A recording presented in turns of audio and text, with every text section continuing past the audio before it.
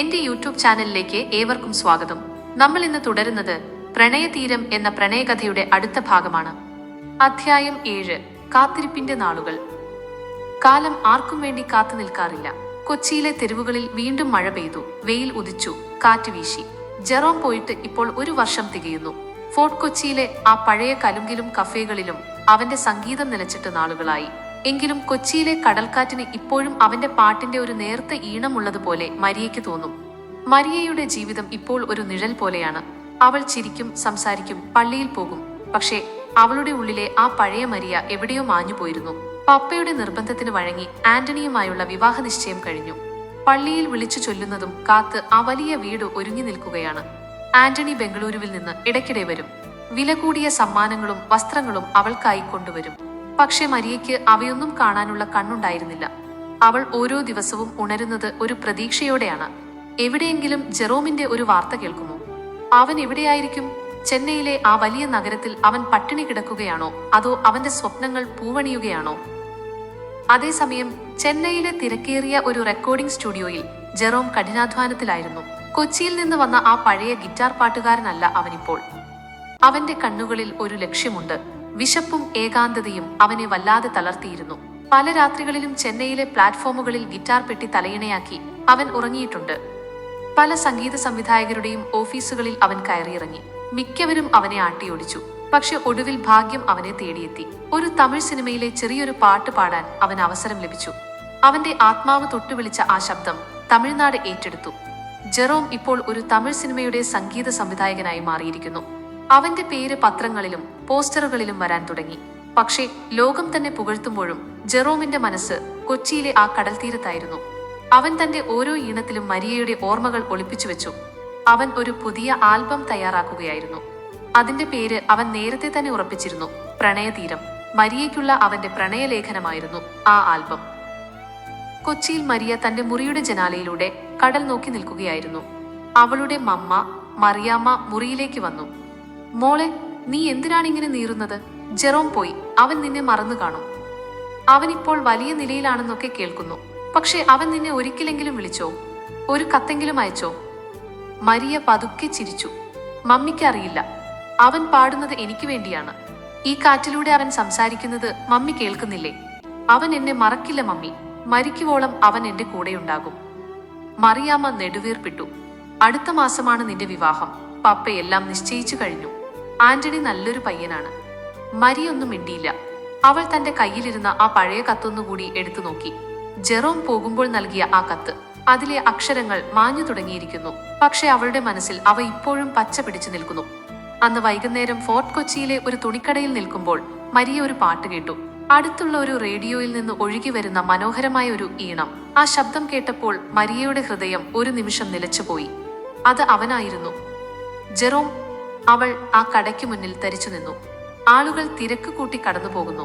പക്ഷെ മരിയ ആ പാട്ടിൽ അലിഞ്ഞു ചേർന്നു. തിരകൾ തീരത്തോട് ചേരുന്ന നേരം,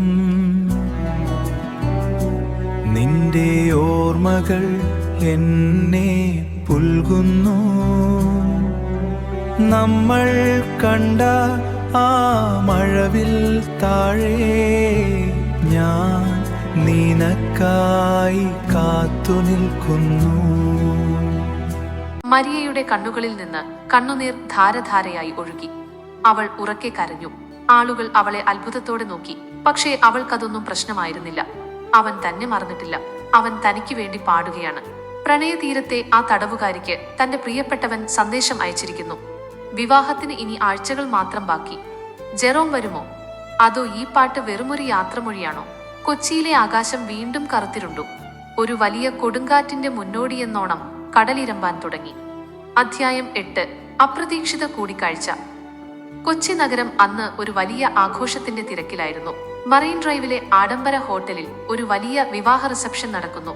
മരിയയുടെ പപ്പയുടെ ബിസിനസ് പങ്കാളിയുടെ മകളുടെ വിവാഹമാണ്. പപ്പയുടെ നിർബന്ധത്തിന് വഴങ്ങി ഒരു മൃതദേഹത്തെ പോലെ മരിയയും അവിടെ എത്തിയിട്ടുണ്ട്. കയ്യിൽ ആന്റണിയുടെ കൈകൾ കോർത്തു പിടിച്ചിട്ടുണ്ടെങ്കിലും അവളുടെ മനസ്സ് മറ്റെവിടെയോ ആയിരുന്നു. വെളിച്ചം വിതറുന്ന ചാൻഡിലിയറുകൾക്ക് താഴെ വില കൂടിയ പെർഫ്യൂമുകളുടെ മണമുള്ള ആ ഹാളിൽ മരിയയ്ക്ക് ശ്വാസം മുട്ടുന്നത് പോലെ തോന്നി. ആന്റണി അവളുടെ ചെവിയിൽ എന്തൊക്കെയോ തമാശകൾ പറയുന്നുണ്ടായിരുന്നു. പക്ഷെ അവളൊന്നും കേൾക്കുന്നുണ്ടായിരുന്നില്ല. അവളുടെ കാതുകളിൽ മുഴങ്ങിക്കൊണ്ടിരുന്നത് റേഡിയോയിൽ കേട്ട ജെറോമിന്റെ ആ പാട്ടായിരുന്നു. പെട്ടെന്ന് ഹാളിനുള്ളിൽ ഒരു നിശബ്ദത പടർന്നു. ഹോട്ടലിന്റെ ഗേറ്റ് കടന്ന് ഒരു കറുത്ത ആഡംബര കാർ വന്നു നിന്നു. ആരാണത്? ആളുകൾക്കിടയിൽ അടക്കം പറച്ചിലുകൾ ഉയർന്നു. ഹാളിന്റെ വലിയ വാതിൽ തുറക്കപ്പെട്ടു. ക്യാമറ ലൈറ്റുകൾ മിന്നിമറഞ്ഞു. കറുത്ത സ്യൂട്ട് ധരിച്ച് മുടി പിന്നിലേക്ക് ഒതുക്കി വെച്ച് ഒരാൾ അകത്തേക്ക് നടന്നു വന്നു. അവന്റെ തോളിൽ അപ്പോഴും ഒരു ഗിറ്റാർ ബാഗ് ഉണ്ടായിരുന്നു. അത് ജെറോമായിരുന്നു. പക്ഷേ പഴയ ആ തെരുവുപാട്ടുകാരൻ ജെറോമല്ല. ആത്മവിശ്വാസം തുടിക്കുന്ന കണ്ണുകളുള്ള തെന്നിന്ത്യൻ സിനിമയിലെ പുതിയ സംഗീത വിസ്മയം ജെറോം. മരിയയുടെ കയ്യിലിരുന്ന ജ്യൂസ് ഗ്ലാസ് തറയിൽ വീണു തകർന്നു. അവളുടെ ഹൃദയം നിലച്ചുപോയതുപോലെ തോന്നി. ആന്റണി അവളെ അമ്പരപ്പോടെ നോക്കി. ഇത് ആ പഴയ ജെറോമല്ലേ? ആന്റണിയുടെ ശബ്ദത്തിൽ പേടിയും അത്ഭുതവും കലർന്നിരുന്നു. ജെറോം പതുക്കെ സ്റ്റേജിനടുത്തേക്ക് നടന്നു. അവൻ മരിയയെ കണ്ടു. ആ വലിയ ഹാളിനുള്ളിൽ നൂറുകണക്കിന് ആളുകൾ ഉണ്ടായിരുന്നുവെങ്കിലും അവന്റെ കണ്ണുകൾ അവളിൽ മാത്രം ഉടക്കി നിന്നു. ഒരു വർഷത്തെ വിരഹവും സങ്കടവും ആ ഒറ്റ നോട്ടത്തിൽ അവർക്കിടയിൽ കൈമാറപ്പെട്ടു. മരിയയുടെ പപ്പ ഔസേപ്പച്ചൻ കസേരയിൽ നിന്ന് എഴുന്നേറ്റു. ജെറോമിനെ തടയാൻ അയാൾ ആഗ്രഹിച്ചു. പക്ഷേ എല്ലാവരും നോക്കി നിൽക്കെ പ്രശസ്തനായ ആ കലാകാരനെ അപമാനിക്കാൻ അയാൾക്ക് കഴിയില്ലായിരുന്നു. വിവാഹ വീട്ടുകാർ ജെറോമിനെ സ്വാഗതം ചെയ്തു. അവർ അവനോട് ഒരു പാട്ട് പാടാൻ അപേക്ഷിച്ചു. ജെറോം സ്റ്റേജിലേക്ക് കയറി മൈക്കിന് മുന്നിൽ നിന്നു. അവൻ ഗിറ്റാർ ബാഗ് തുറന്നു. അത് പഴയ ഗിറ്റാർ തന്നെയായിരുന്നു. കൊച്ചിയിലെ മഴയും വെയിലും ഏറ്റ് നിറം മങ്ങിയ ആ ഗിറ്റാർ. എല്ലാവർക്കും നന്ദി, ജെറോം മൈക്കിലൂടെ പറഞ്ഞു. അവന്റെ ശബ്ദത്തിന് ഇപ്പോൾ ഒരു പ്രത്യേക ഗാംഭീര്യമുണ്ട്. ഞാൻ ഒരുപാട് ദൂരങ്ങൾ താണ്ടിയാണ് വരുന്നത്. എന്റെ സംഗീതം തുടങ്ങിയത് ഈ മണ്ണിലാണ്. ഇവിടെ ഈ രാത്രിയിൽ എനിക്ക് പ്രിയപ്പെട്ട ഒരാൾക്ക് വേണ്ടി ഞാൻ ഒരു പാട്ട് പാടാം. അവൻ ഗിറ്റാറിൽ വിരലുകൾ ചലിപ്പിച്ചു. ഹാളിലെ ലൈറ്റുകൾ മങ്ങി. മരിയയുടെ കണ്ണുകളിൽ നിന്ന് കണ്ണുനീർ ഒഴുകാൻ തുടങ്ങി. ആന്റണി അവളുടെ കൈ മുറുക്കി പിടിച്ചു. പക്ഷെ അവൾ അത് കുടഞ്ഞെറിഞ്ഞു. നിന്നിഴലായി ഞാൻ മാറുമ്പോൾ, എൻ തണലായി നീ നിൽക്കുമ്പോൾ, തിരകൾ പുൽകും തീരം പോലെ നമ്മൾ തീർത്തൊരി പ്രണയകാവ്യം. പാട്ട് അവസാനിച്ചപ്പോൾ ഹാളിൽ നിശബ്ദതയായിരുന്നു. ജെറോം സ്റ്റേജിൽ നിന്നിറങ്ങി നേരെ മരിയയുടെ അടുത്തേക്ക് നടന്നു വന്നു. ഔസേപ്പച്ചൻ തടയാൻ ശ്രമിച്ചു. പക്ഷേ ജെറോം അവരെ ഗൗരവത്തോടെ ഒന്ന് നോക്കി. ആ നോട്ടത്തിൽ അവർ പിൻവാങ്ങി. മരിയ, ജെറോം അവളുടെ അരികിലെത്തി. നീ വന്നോ? മരിയയുടെ ശബ്ദം ഇടറി. ഞാൻ പറഞ്ഞു മരിയ, ഞാൻ വരുമെന്ന്. നിന്നെ കൊണ്ടുപോകാൻ തന്നെയാ ഞാൻ വന്നത്. ആന്റണി ഇടയിൽ കയറി. നിനക്കെന്താ ഭ്രാന്താണോ? ഇവൾ എന്റെ പ്രതിശ്രുത വധുവാണ്. അടുത്തയാഴ്ച ഞങ്ങളുടെ കല്യാണമാണ്. ജെറോം ആന്റണിയെ ഒന്ന് പുഞ്ചിരിയോടെ നോക്കി. ആന്റണി, പണം കൊണ്ട് നിനക്കെല്ലാം വാങ്ങാം. പക്ഷെ ഒരു പ്രണയത്തെ വാങ്ങാൻ നിനക്ക് കഴിയില്ല.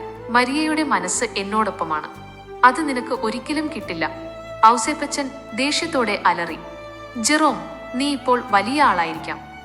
പക്ഷേ നിനക്കിവളെ തരാൻ ഞാൻ തയ്യാറല്ല. ജെറോം പതുക്കെ തലയാട്ടി. ഞാൻ നിങ്ങളോട് ചോദിക്കാൻ വന്നതല്ല ഔസേപ്പച്ച. മരിയയുടെ ഇഷ്ടമറിയാനാണ് വന്നത്. മരിയ, നീ പറയൂ, നിനക്ക് ആന്റണിയുടെ കൂടെ ഈ ആഡംബരത്തിൽ കഴിയണോ, അതോ എന്റെ കൂടെ ഈ പാട്ടുകൾക്കിടയിൽ ജീവിക്കണോ? ഹാളിലെ മുഴുവൻ ആളുകളും മരിയയെ നോക്കി നിന്നു. മരിയ പപ്പയെ നോക്കി, പിന്നെ ആന്റണിയെ നോക്കി. ഒടുവിൽ അവളുടെ കണ്ണുകൾ ജെറോമിലെത്തി നിന്നു. അവൾ ഒരു നിമിഷം പോലും ആലോചിച്ചില്ല. അവൾ ജെറോമിന്റെ കയ്യിൽ പിടിച്ചു. എനിക്ക് ജെറോമിനെ മതി, അവൾ ഉറക്കെ പറഞ്ഞു. ആ വാക്കുകൾ ആ ഹാളിൽ ഒരു ഇടിമുഴക്കം പോലെ മുഴങ്ങി. ഔസേപ്പച്ചൻ തകർന്നുപോയി. ആന്റണിയുടെ മുഖം അപമാനം കൊണ്ട് ചുവന്നു. ജെറോം മരിയയുടെ കൈ പിടിച്ചു ഹാളിൽ നിന്ന് പുറത്തേക്ക് നടന്നു. ക്യാമറകൾ അവർക്ക് പിന്നാലെ പാഞ്ഞു. ഹോട്ടലിന് പുറത്ത് കൊച്ചിയിലെ രാത്രിക്കാറ്റ് അവരെ വരവേറ്റു. മഴ ചാറുന്നുണ്ടായിരുന്നു. അവർ കടൽ തീരത്തേക്ക് ഓട്ടി. ഒരു വർഷത്തിന് ശേഷം അവർ വീണ്ടും ആ മണ്ണിൽ ഒന്നിച്ചു. ജെറോം, ഇനി എന്നെ വിട്ടുപോകരുത്. മരിയ അവന്റെ നെഞ്ചിൽ തലചായ്ച്ചു കരഞ്ഞു. ഇല്ല മരിയ, ഇനി നമുക്ക് ഈ പ്രണയതീരത്ത് ഒന്നിച്ച് ജീവിക്കാം. ആരും നമ്മളെ തടയില്ല. പക്ഷേ അവർ അറിഞ്ഞിരുന്നില്ല, അപമാനിതനായ ആന്റണി അവർക്ക് പിന്നാലെ വരുന്നുണ്ടായിരുന്നു.